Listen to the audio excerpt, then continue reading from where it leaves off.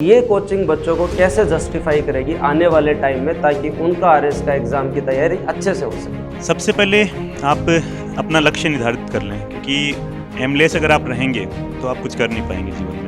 भीड़ इकट्ठा करना, पैसा कमाना कोई उद्देश्य नहीं। पैसे इन्हीं बच्चों से कमाए हैं, अब इनको कुछ ये कि सेवा प्रदान करें, उनको कुछ काबिल बनाए, जिससे याद रखें कि गुरुजी हमारे लिए कुछ किया है। हम एक अलग दौड़ स्टार्ट करेंगे जिसके अंदर हमारा क्वालिटी पे फोकस होगा और ज़्यादा से ज़्यादा सिलेक्शन। तो आप अपना सर्कल जो है इस तरह का बनाएं जहाँ पे आपको लोग पॉजिटिवली गाइड करें, मोटिवेट करें। ये नहीं कि आप नेगेटिव जो मेंटालिटी वाली है उन लोगों के साथ अपनी संगति ना रखें। हम जो है सामाजिक और आर्थिक न्याय की संकल्पना तो पूरी कर ही सकते हैं जो संविधान में है। अपने आलोचकों को जवाब देने का सबसे सही तरीका तो परफॉर्म करके ही होता है। अगर कोई 4000 बच्चे पढ़ा कर और 10 सिलेक्शन दे भी दे तो वो सिलेक्शन नहीं है। अपने आप को थोड़ा आइसोलेशन में रखिए, पर एक अच्छे विद्यार्थी को तो आइसोलेशन में रहना ही पड़ेगा। नमस्कार दोस्तों, स्वागत है आपका केशवानंद आरएस एकेडमी में। और केशवानंद के लिए जो पहला वीडियो आया था उसका बहुत अच्छा रेस्पॉन्स रहा। तो आज रघुवीर सर का ये था कि आज एक ऐसी शख्सियत से आपको मिलवाया जाए जिसमें दो शख्सियत हमारे सामने है। रामनिवास जी बुगालिया जो कि 2019 बैच IAS 159 रैंक और 2013 RS के अंदर 31 रैंक इनकी थी। तो एक जो जिन्होंने एजुकेशन फील्ड के अंदर बहुत अच्छा काम किया है, बहुत अच्छा रिजल्ट, उनसे हम आपको मिलाना चाहते हैं। और एक एजुकेटर जो आज लगभग 15-20 सालों से राजस्थान के अंदर जो है वो ज्योग्राफी में रघुवीर सर आपको जो अपनी सेवाएं दे रहे हैं।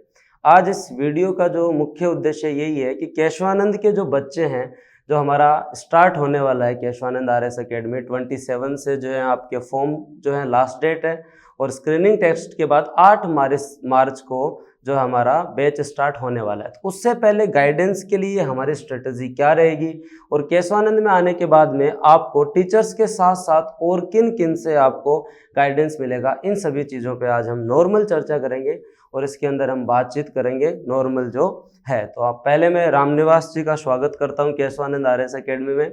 और आप जो है हमारे विद्यार्थियों को ऑनलाइन ऑफलाइन इनको आप अपने जीवन से संबंधित तैयारी में किन किन चीज़ों का, एक सिविल सर्विस की जो तैयारी होती है, जहां तक मेरा पर्सनल एक्सपीरियंस है कि क्या डेडिकेशन चाहिए, कंटिन्यूटी कैसे चाहिए, इन चीज़ों के बारे में आप स्टार्टिंग से थोड़ा इन्हें बताएं ताकि ये जो है एक अलग जगह के इस तैयारी के अंदर लगे रहें। सबसे पहले तो मैं धन्यवाद देना चाहूँगा कि कपिल आप ये प्रोग्राम होस्ट कर रहे हैं और रघुवीर भाई साहब का कि जिन्होंने मुझे इस प्रोग्राम में बुलाया और स्टूडेंट्स हैं जो एस्पिरेंट्स हैं कॉम्पिटिटिव एग्जाम्स के, इनसे रूबरू होने का मुझे अवसर दिया।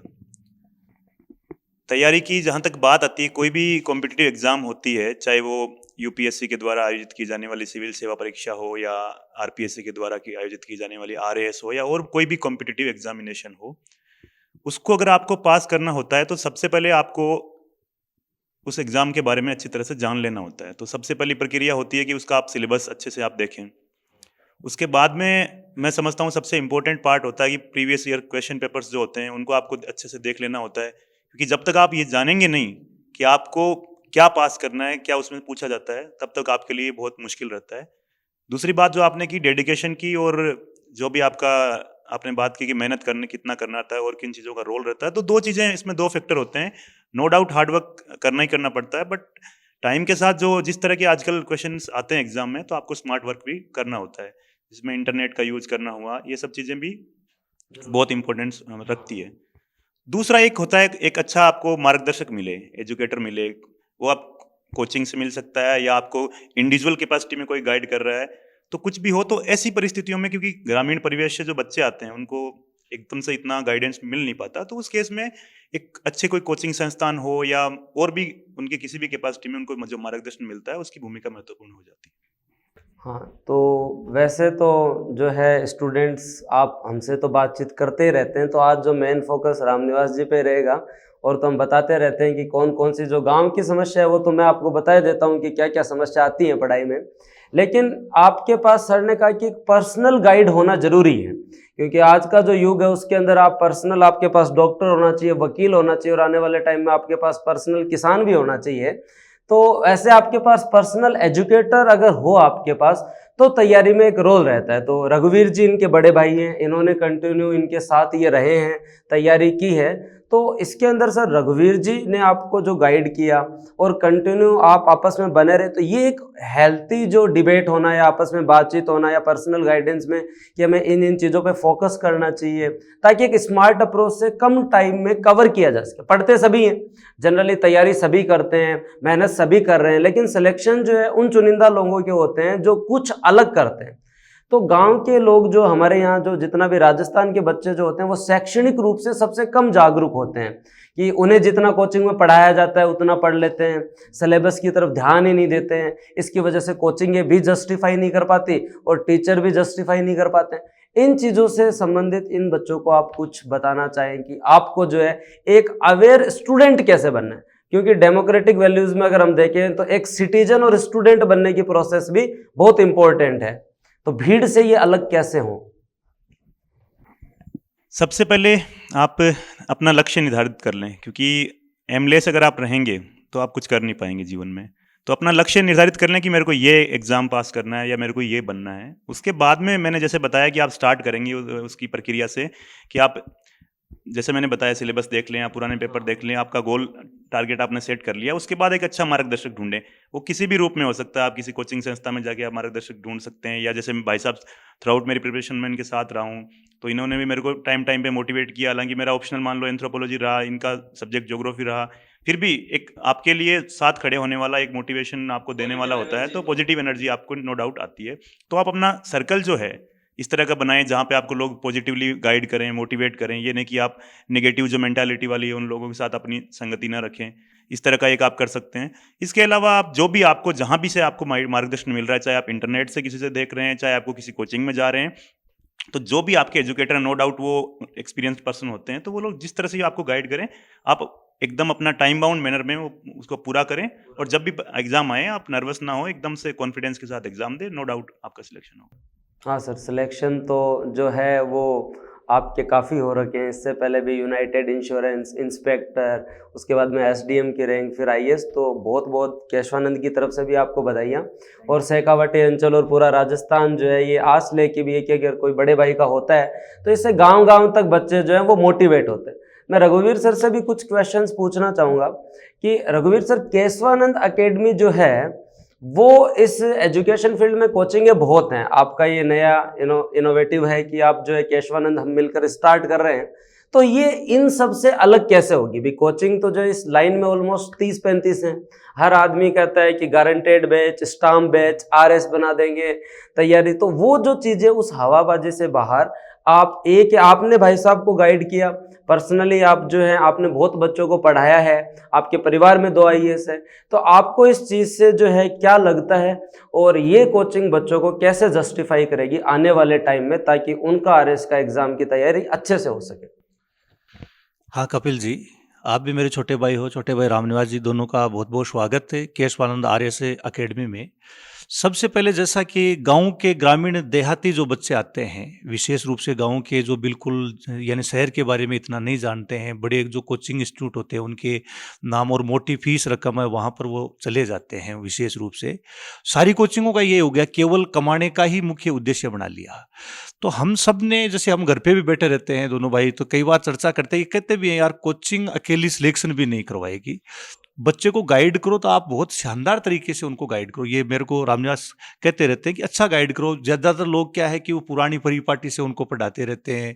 वही बात है, जैसे मेरे ऊपर भी कई बार ये कह देते हैं आप बस क्या करते हो, कुछ नहीं करते हो, चंबल यहाँ से निकलती है, चंबल की इतनी लंबाई है। कोई चीज़ें एग्जाम में आने की थोड़ी होती है। उसका क्या ड्रेनेज सिस्टम क्या है, कैचमेंट एरिया उसका क्या होता है, जल भराव क्षेत्र क्या है, यानी ये सारी चीज़ें किस तरीके से, यानी प्रश्न कैसे आते हैं, वो चीज़ें बताई। तो ये हम क्या कि पूरा, यानी जब केशवानंद अकेडमी शुरू की तो भाई से मैंने चर्चा की, तो जैसे नया सिस्टम है एग्जाम का पैटर्न, तो आपको भी हमारी पूरी हेल्प करनी पड़ेगी। तो उन्होंने कहा पूरी हमारी टीम डेडिकेट रहेगी, लेकिन इसके लिए आप ये करो कि भीड़ इकट्ठी मत करो, आप पैसे कमाने का उद्देश्य मत लेके चलो।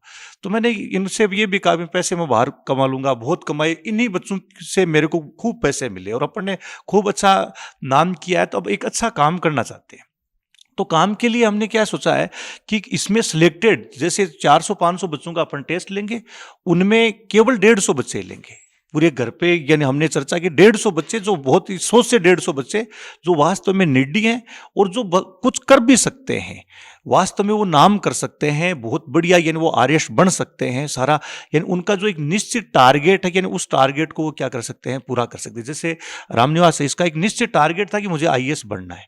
इससे पहले इतनी जो एग्जाम दिए, सारे एग्जाम्स फाइट किए, यानी बैंक है, मरुद्रा बैंक है, बैंक पीओ है, यानी इनकी यूनाइटेड इंडिया इंश्योरेंस है, उसमें इंस्पेक्टर पद पे रहिए। इसके साथ में ही अपन देखे यानी इनकम टैक्स इंस्पेक्टर, फिर यानी एसडीएम 31वीं रैंक, यानी मेरे को लगातार खुशियां ही खुशियां। और उस समय एक बड़ी विकट समस्या आई मेरे समक्ष, सबसे बड़ी, कि जब पहली बार इनकी जो गवर्नमेंट सर्विस लगी तो उसको मैंने भी ज्वाइन नहीं करवाया।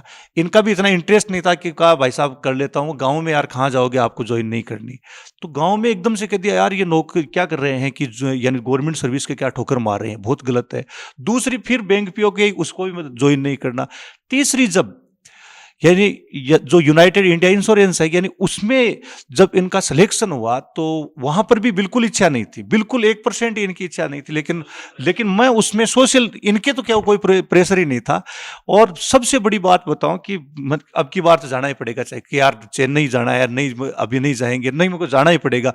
कैसे जैसे बिल्कुल पूरा तैयार करके मैं खुद रेलवे स्टेशन बिठाने के लिए गया। हकीकत बात बताता हूँ, मैं यानी जब रेलवे स्टेशन में बिठाया तो मेरे को रोना आ गया वहां पर कि आज मेरे भाई को मैं वहां पर भेज रहा हूं। मेरी भी इच्छा नहीं थी, लेकिन सोशल जो दबाव था वो बहुत ज्यादा। एम इनका ये था कि मुझे वहां जाना है। और सबसे बड़ी चीज, इस एम को कभी उन्होंने उजागर नहीं किया कि मुझे आईएएस बनना, आईएएस बनना, बस केवल दिमाग में डेडिकेशन कि मुझे ये बनना है। वहां पर 12 महीने इन्होंने यानी जो गवर्नमेंट सेक्टर में यानी इंश्योरेंस का है यानी वहां पर ये रहे। उसके बाद में सहयोग बहुत शानदार यानी और बहुत अच्छी मेहनत की हुई थी, यानी जो बाड़मेर यानी इनकम टैक्स इंस्पेक्टर के रूप में, फिर यानी जो 31वीं रैंक आई यानी एसडीएम बतौर यानी चूरू तारानगर में ये 1 साल तक इन्होंने सेवा दी। और 2019 हमारे लिए और बहुत शानदार आया, यानी उसमें ये आईएएस सिलेक्टेड हुए और आज यानी बहुत अच्छी सेवाएं कर रहे हैं सारा। तो ऐसे जैसे इनका एक टारगेट कि मुझे आईएएस बनना तो बनना, ऐसे बच्चों का टारगेट होना चाहिए। बीच में अगर जो भी सेवा गवर्नमेंट सेवा मिल रही है तो शायद यानी वो यानी उसको चयन यानी ये जो ज्वाइन कर लेनी चाहिए, लेकिन ज्वाइन के साथ साथ में टारगेट उसको क्या रखना चाहिए, फिक्स रखना। आज भी जैसे मैं पढ़ाता रहता हूं तो बच्चे कोई 3rd ग्रेड का है, कोई 2nd ग्रेड का है, कोई 1st ग्रेड का लगा हुआ है, और जब भी आरएस का बेच तो वो कहते हैं सर हमें आरएस की बहुत शानदार तरीके से क्या करनी है। तो इस प्रकार से ये जो केशवानंद अकेडमी है, इसमें जो प्रतिभा है, जो वास्तव में मेहनत है, यानी मेहनत पे ही वो विश्वास करते हैं। इसके लिए पूरा पहले यानी इसमें क्या होगा, आपका स्क्रीनिंग टेस्ट होगा, उसके बाद में साक्षात्कार होगा, उसके बाद में जो डेडिकेट बच्चे हैं उन्हीं को यानी इसमें जगह मिलेगी। भीड़ इकट्ठा करना, पैसा कमाना कोई उद्देश्य नहीं, पैसे इन्हीं बच्चों से कमाए हैं। अब इनको कुछ ये कि सेवा प्रदान करें, उनको कुछ काबिल बनाएं, जिससे याद रखें कि गुरुजी हमारे लिए कुछ किया है। ये कपिल जी इसका मुख्य उद्देश्य है। धन्यवाद। तो हम जो है सामाजिक और आर्थिक न्याय की संकल्पना तो पूरी कर ही सकते हैं जो संविधान में है। जो राजनीतिक न्याय जो है वो तो धीरे धीरे मिलेगा, लेकिन सामाजिक और आर्थिक न्याय की संकल्पना को लेकर केशवानंद जो है इस मार्केट में आ रहा है। तो केशवानंद, ये हम इस दौड़ में साथ नहीं होंगे कि हमें इतने बच्चे पढ़ाने हैं, हमें इतना पैसा कमाना है, हम इस दौड़ में शामिल नहीं होंगे। हम एक अलग दौड़ स्टार्ट करेंगे जिसके अंदर हमारा क्वालिटी पे फोकस होगा और ज़्यादा से ज़्यादा सिलेक्शन। ऐसा नहीं कि 400 बच्चों के अंदर से 2 का सिलेक्शन हो गया, माड़ा पैरा दी और उसका बाद में हम प्रचार करते घूम रहे हैं कि हमारे जो इतने सिलेक्शन। अगर कोई 4000 बच्चे पढ़ाकर और 10 सिलेक्शन दे भी दे तो वो सिलेक्शन नहीं है। आप उन 10 के अलावा उन 3900 लोगों के बारे में सोचें जिनका नहीं हुआ, उनके साथ क्या जस्टिफाई हुआ है क्या। तो मैं कुछ जनरल चीजें रामनिवास जी से और पूछना चाहूंगा कि आपकी तैयारी के दौरान जो एक हमारा जो समाज का जो ढांचा है और ख़ास करके हमारा जो पश्चिमी राजस्थान, आपने इतने एग्ज़ाम क्रैक किए, आपने कुछ जो है वहाँ पे ज्वाइन नहीं किया, और एक सोशल प्रेशर बच्चे के ऊपर 12th और ग्रेजुएशन के बाद जब आप आरयू में थे तब से बनना स्टार्ट हो जाता है। क्योंकि गांव गुआड़ में जो ऐसे लोग जिनका काम है डीमोटिवेट करना होता है, उनको अपनी नौकरी से तो कोई मतलब नहीं है, लेकिन वो डीमोटिवेट करते रहते हैं कि भाई कब नौकरी लगेगी, कैसे तैयारी कर रहे हो, क्या कर रहे हो। वहाँ से बच्चा एग्जॉस्ट हो जाता है और उन्हें सही मायने में जवाब नहीं दे पाता। जैसे आपने उन्हें सही मायने में जवाब दिया रिजल्ट के साथ, तो बच्चों को उनसे पॉजिटिव वे में कैसे लेना चाहिए और उन चीज़ों को कैसे अवॉइड करना चाहिए, जो कि एक सही में बहुत भयंकर समस्या है हमारे पश्चिमी राजस्थान में। उसके बारे में भी आप बताएं बच्चों को। कपिल जी, अपने आलोचकों को जवाब देने का सबसे सही तरीका तो परफॉर्म करके ही होता है कि रिजल्ट है, आपकी परफॉर्मेंस है, वही सबसे सही जवाब होता है। लेकिन जब दिक्कत असली आती है, मेरे सामने भी अड़चनें आई, जैसा आपने बताया सोशल प्रेशर, ये सब चीज़ें कॉमन है, मैंने भी फेस की है गांव में कि इंजीनियरिंग तो कर ली, अब क्या करेगा क्या नहीं करेगा, ये सब चीज़ें मेरे साथ भी हुई। हाँ, इंजीनियर्स तो बेरोजगार है, बेरोजगारी का दूसरा नाम इंजीनियरिंग है, ऐसे ऐसे डायलॉग मुझे भी सुनने को मिलते थे।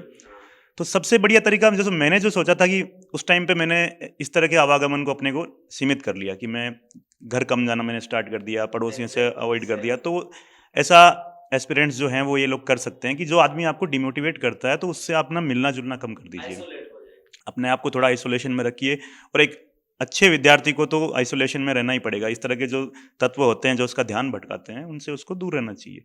सबसे बढ़िया तरीका ये कर सकते हैं। दूसरा, पॉजिटिव एनर्जी के लिए साथ में, क्योंकि नो डाउट जब आप इतनी बड़ी तैयारी करते हैं तो आपके साथ आपका ध्यान भी डाइवर्ट होता है। ऐसी हज़ार चीज़ें आज के समय में उपलब्ध है, सोशल मीडिया है जो आपका ध्यान डाइवर्ट करती है। तो इन सब चीज़ों से अपने आप को थोड़ा दूर बनाए रखें। और पॉजिटिव एनर्जी के लिए हो सकता है कोई म्यूजिक सुन लें, किसी स्पोर्ट्स में अपना आप अगर पार्टिसिपेट करना स्टार्ट कर दें, जिम करना स्टार्ट कर दें, कुछ भी करेंगे तो इससे आप में पॉजिटिव एनर्जी आएगी। तो सर मतलब आपका ये मानना है कि आइसोलेट होना अनसोशल होना नहीं है, आइसोलेशन जो है एक स्टूडेंट के लिए जरूरी है।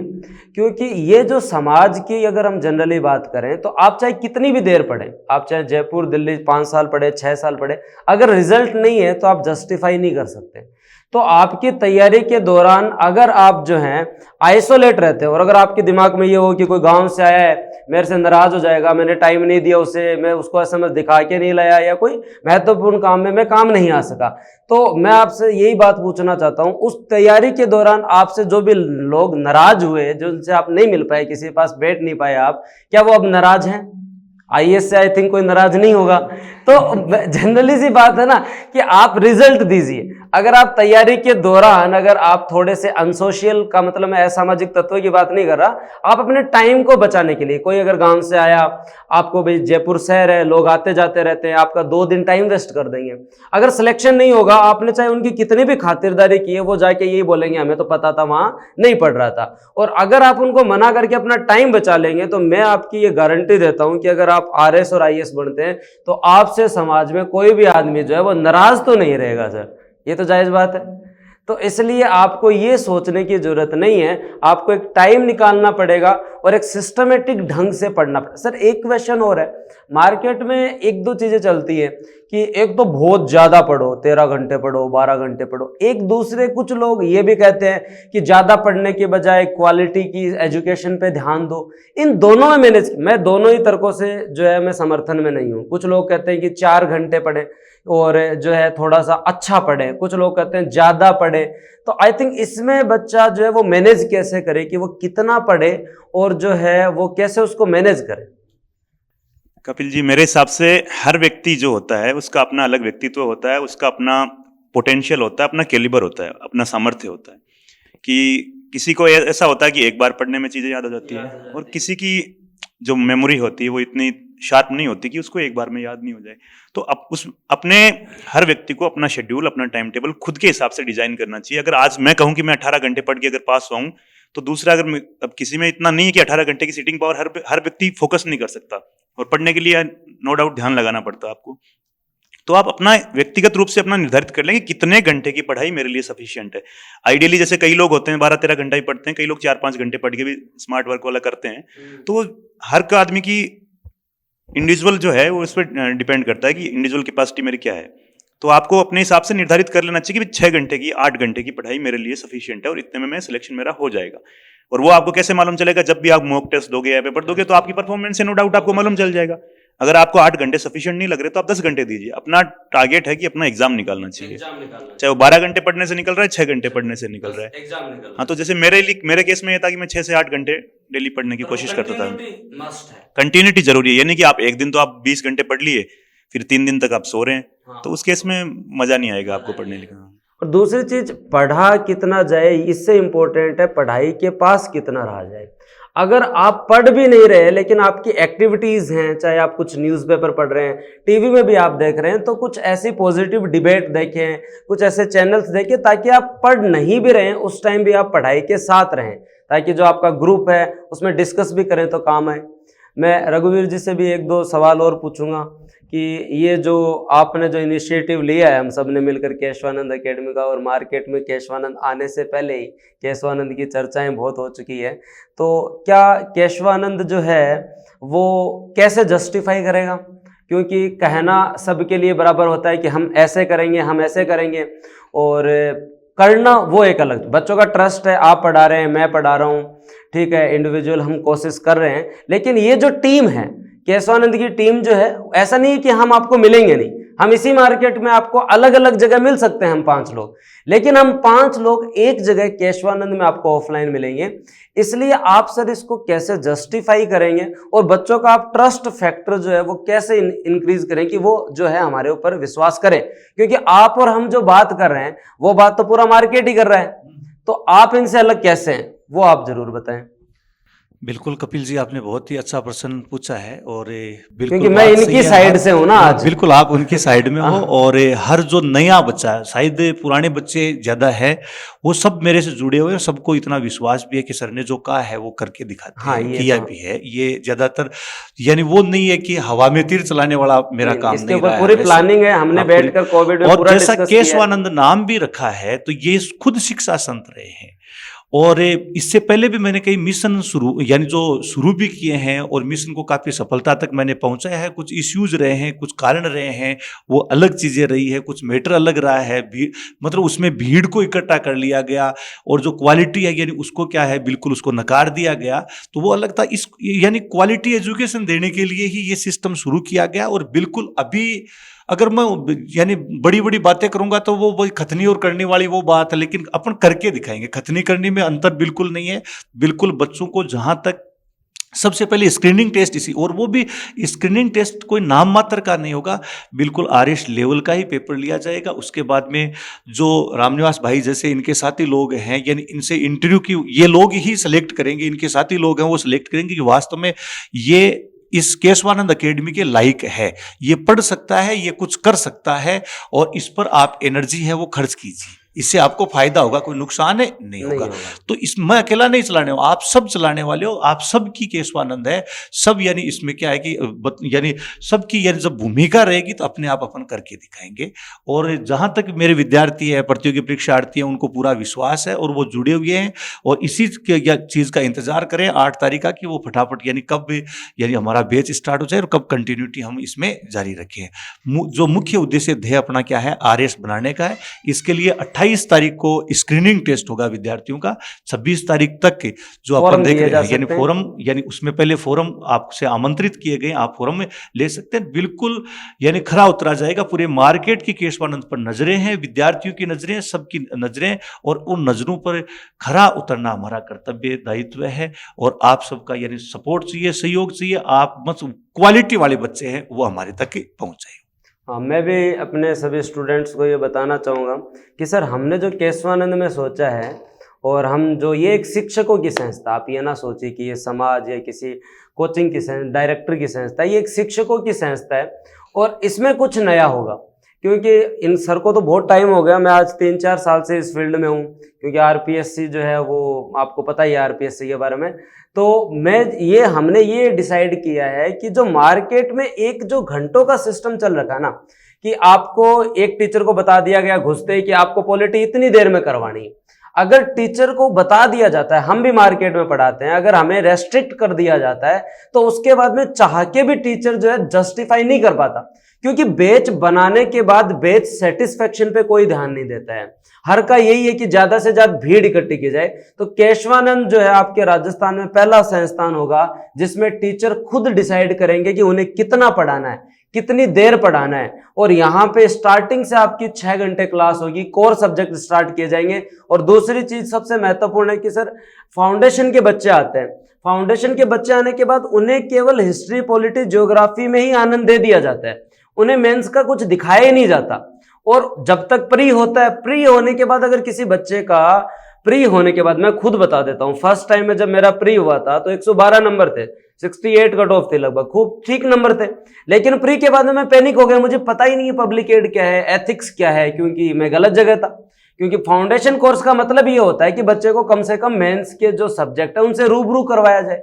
और ये मार्केट में यही है कि पहले प्री पढ़ाओ और उसके बाद में से 4 बैच बनाए 400 के। प्री में जो है 4 बैच में से केवल 400 ही बच्चे पास हुए, उन 400 बच्चों को मेंस का एक बैच बना दो, तो कॉस्टिंग कम आ गई है और वो बच्चे बेचारे जो प्री में फेल हुए हैं वो इधर उधर चले जाएंगे। तो ये जो मार्केट का जो ट्रेडिशन है वो केशवानंद में खत्म किया जाएगा। आपका एक सब्जेक्ट अगर 2 सब्जेक्ट अगर आपके प्री के चल रहे हैं तो साथ ही साथ आपके मेंस के सब्जेक्ट भी स्टार्ट होंगे। ऐसा नहीं है कि प्री के बाद आप मेंस पढ़ें। ये जो मैंने एनालिसिस किया इस फील्ड से, ये भी हम करेंगे। इसमें जैसे भाई से भी बात हुई मेरी रामनिवास से कि सबसे बड़ी दिक्कत क्या आ रही है कि आप ये हिस्ट्री पॉलिटी ये बस ये रटवाते रहते हो, अकबर बाबर हुमायूं ये जबकि उनके जो हिंदी और इंग्लिश का है यानी उसका फोर्थ पेपर उसका बहुत बड़ा योगदान है। वो कब पढ़ाते हो आप? बात कितने दिन में पढ़ाते हो? ये कहा कि एक महीने में होने का, जबकि हिंदी 120 नंबर की है, इंग्लिश 80 नंबर की है, 200 नंबर का वो पेपर है, उस पर आप क्यों नहीं ध्यान देते? और जबकि बच्चों की ऑलरेडी पहले से कमजोर होती है, बच्चे ये सोचते हैं कि हिंदी तो मेरी बहुत बढ़िया है, जबकि हिंदी उनकी बढ़िया सबसे ज्यादा हालात खराब होते हैं। हाँ, और इंग्लिश में तो वो सब्जेक्ट तो इन्होंने खुद ने कहा कि वो तो प्रॉपर चलना ही चाहिए। इसलिए हमने डिसीजन लिया है कि जो जीके वाले सब्जेक्ट साथ हिंदी और इंग्लिश चलेगा। पहले हिंदी 2 घंटे की हिंदी चलेगी, उसके बाद में उनकी इंग्लिश। शुरुआत में इंग्लिश नहीं, शुरुआत में अपन क्या है हिंदी चलाएंगे ना। हाँ, तो और क्योंकि कुछ बच्चे वही बात है कि भाई अपने ग्रामीण गरीब बच्चे सब तरह के आएंगे, वो एक बार चाहेंगे भी सेवा सेक्टर उनको मिले, यानी गवर्नमेंट सेवा में, और उनका ध्येय होगा बिल्कुल एम होगा कि हमें जाना तो क्या है उसी में है। लेकिन वो बीच बीच में वो कोशिश भी करते हैं कि अब जी यार ऐसा ही आ गया तो हम क्या कि ऐसा ही उनमें सेलेक्ट हो जाऊं, तो उससे क्या कि वो ज्वाइन नहीं करे, या ज्वाइन करना चाहिए तो कर भी सकते हैं, लेकिन उसको एक गांव कॉन्फिडेंस आ जाएगा यार मैंने एग्जाम को क्या कर लिया, क्रैक कर लिया, तो बड़ा यानी। और गांव में, परिवार में, समाज में उसकी क्या बन जाती है, एक इज्जत भी बन जाती है, अच्छी छवि वाला भी वो बन जाता है कि यार वास्तव में मेहनत तो बहुत है अच्छी। तो केशवानंद इसी डेडिकेशन के साथ में आगे बढ़ेगा, इसी में तहत ये कार्य करेगा, जिसमें मुख्य रूप से यानी जो योगदान होगा आप सब लोगों का, और जितने टीचर हैं वो उन सभी की केशवानंद वो अपनी इच्छा, सबको जिम्मेदारी देती अपने सब्जेक्ट में वो अपने हिसाब से पढ़ाए, कोई बाउंड नहीं है, कुछ है नहीं। और ना जो शिक्षण शुल्क होगा वो तो नाम मात्र का होगा, जिससे केवल आप में अनुशासन बना, उससे कोई खर्चा नहीं चलने वाला उससे, क्योंकि जितने भी टीचर है सबने मार्केट में बहुत अच्छे पैसे कमा रखे हैं। सबसे मेरी बात हुई है, सबने हमने मीटिंग तय की है कि केवल जो बच्चों से हमने कमाया वो बच्चों पर अब लगाएंगे। ये हम काम करके इसी यानी जो योजना के तहत हम क्या कर रहे हैं यानी काम कर रहे हैं। और इसमें विशेष रूप से यानी जो आईएएस लोग हैं उनकी महत्वपूर्ण भूमिका रहेगी, और उन्हीं के साथ ही जो आरएएस है यानी उनकी महत्वपूर्ण भूमिका रहेगी। अपन केवल कर्म करेंगे, बच्चों को पढ़ाएंगे, और उनका आईक्यू चेक करने का काम भाई लोगों का होगा। सभी मैं लास्ट सवाल सर से पूछता हूँ, रामनिवास जी से, कि हमने जो ये इनिशिएटिव लिया है, हम जो इस पे मेहनत करेंगे नो डाउट, और हमको इतना इसके अंदर बहुत, क्यों ज़्यादा पैसे देने से कोई ज़्यादा अच्छी पढ़ाई नहीं होती है। और आपको भी पता, आप आईएएस हैं तो रनिंग कॉस्ट आपको पता है कि इतने में निकल जाती है। वो तो हमें ये कोऑपरेटिव बेस्ड काम स्टार्ट कर रहे हैं। सहकारिता पर किए गए कार्य आई थिंक जो है वो सोशल वेलफेयर के लिए ही होते हैं। तो जो मार्केट में 72,000 80,000 फीस है, उससे भी हम जो है लगभग 15,000 रुपये की फीस रखेंगे, और इसके अंदर कंप्लीट आरएस का तैयारी करेंगे। तो अब इसके अंदर हम अकेले कुछ नहीं कर सकते, आपकी भी कंटिन्यू हमें ज़रूरत रहेंगी। तो आप हमारे बच्चों को ये ट्रस्ट दिलाएं कि आप और आपके साथीगण भी टाइम टू टाइम जो है, चाहे पर्सनल काउंसलिंग ना हो सके लेकिन कम से कम सेमिनार या उनको बताना कि हाँ भाई ऐसे कंटिन्यू, क्यों एक टाइम के बाद पढ़ाई में ब्लॉकेज आ जाता है, महीने 1.5 महीने बाद में बच्चा कंटिन्यू पढ़ रहा होता है तो एक जगह आके उसे सैचुरेशन लेवल आ जाता है कि वो रुक सा जाता है। तो उसमें वो एनर्जी बनी रहे, इसलिए आप इनका सहयोग देते रहेंगे, ये भी आप इनको जरूर बताएं। बिल्कुल कपिल जी, मैं खुद ग्रामीण परिवेश से आता हूँ, और आज मैं मान लो इस मुकाम पे अगर मैं पहुँचा हूँ तो मेरे भी बहुत से सीनियर्स ऐसे रहे हैं जिनका मुझे एक्टिव मार्गदर्शन मिला है। तो मैं अपनी रूट्स को भी भूला नहीं हूँ। जब भी मुझे अवसर मिलता है, जब भी मुझे किसी भी एस्पिरेंट का फ़ोन आता है व्यक्तिगत रूप से या किसी भी माध्यम से वो मुझे अप्रोच करता है, तो मेरी तरफ से मेरा पूरा प्रयास रहता है कि मैं उसको गाइड करूँ। और जब आपने ये खास तौर से जो आप ये संस्थान खोलने वाले हैं, ये ग्रामीण परिवेश के लोगों को ये आप ध्यान में रखते कर रहे हैं, तो जब भी मेरी सेवाओं की जरूरत पड़ेगी किसी भी तरीके से, हो सकता है मैं बिजी लाइफ हो, मैं पर्सनली आके नहीं दे पाऊँ, मान लो टाइम, अगर मान लो नहीं, आपके साथ साथ जो आपके भाभी जी हैं वो भी आईएएस है हमारे, निधि जी 81 रैंक है उनकी, सेम बैच।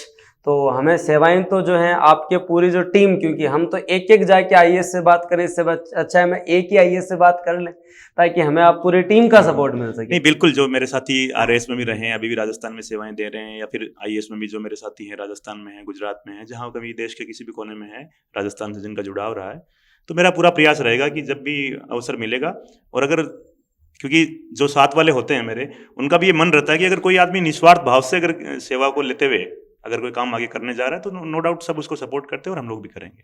धन्यवाद। तो अब जो लास्ट अनाउंसमेंट, ये आप टेंशन मत लीजिए, आईएएस के सर जो हैं कब आपको कंप्लीटली मार्गदर्शन जो है मिलता रहेगा। मेरे बैचमेट भी लास्ट टाइम, मेरी भी 534वीं रैंक थी, तो उसके अंदर जो बैचमेट है उनको मैं भी बुलाता रहूँगा, और इस टाइम अगर आपका रहा तो हम भी जो है और अच्छे से आपका मार्गदर्शन करेंगे। लेकिन सबसे इम्पोर्टेंट चीज़ ये है, 26 तारीख से पहले आप रजिस्ट्रेशन करवाएं। अगर आपसे जो है गूगल फॉर्म आपके पास नहीं पहुंचा है तो आप नंबर के ऊपर अपना और पिताजी का नंबर भेज दीजिए। 28 तारीख को आपका टेस्ट होगा, 1 तारीख को आपका इंटरव्यू होगा, 1, 2, 3 को आपके इंटरव्यू चलेंगे, 8 तारीख से बैच स्टार्ट होगा।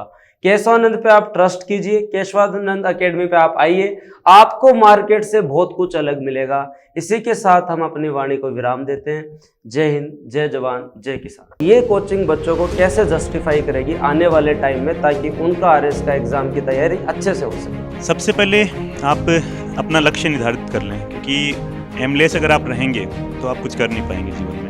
भीड़ इकट्ठा करना, पैसा कमाना कोई उद्देश्य नहीं, पैसे इन्हीं बच्चों से कमाए हैं। अब इनको कुछ ये कि सेवा प्रदान करें, उनको कुछ काबिल बनाएं, जिससे याद रखें कि गुरुजी हमारे लिए कुछ किया है। हम एक अलग दौड़ स्टार्ट करेंगे जिसके अंदर हमारा क्वालिटी पे फोकस होगा और ज़्यादा से ज़्यादा सिलेक्शन। तो आप अपना सर्कल जो है इस तरह का बनाएं जहाँ पे आपको लोग पॉजिटिवली गाइड करें, मोटिवेट करें। ये नहीं कि आप नेगेटिव जो मेंटालिटी वाली है उन लोगों के साथ अपनी संगति न रखें। हम जो है सामाजिक और आर्थिक न्याय की संकल्पना तो पूरी कर ही सकते हैं जो संविधान में है। अपने आलोचकों को जवाब देने का सबसे सही तरीका तो परफॉर्म करके ही होता है। अगर कोई 4000 बच्चे पढ़ा कर और 10 सिलेक्शन दे भी दे तो वो सिलेक्शन नहीं है। अपने आप को थोड़ा आइसोलेशन में रखिए, और एक अच्छे विद्यार्थी को तो आइसोलेशन में रहना ही पड़ेगा।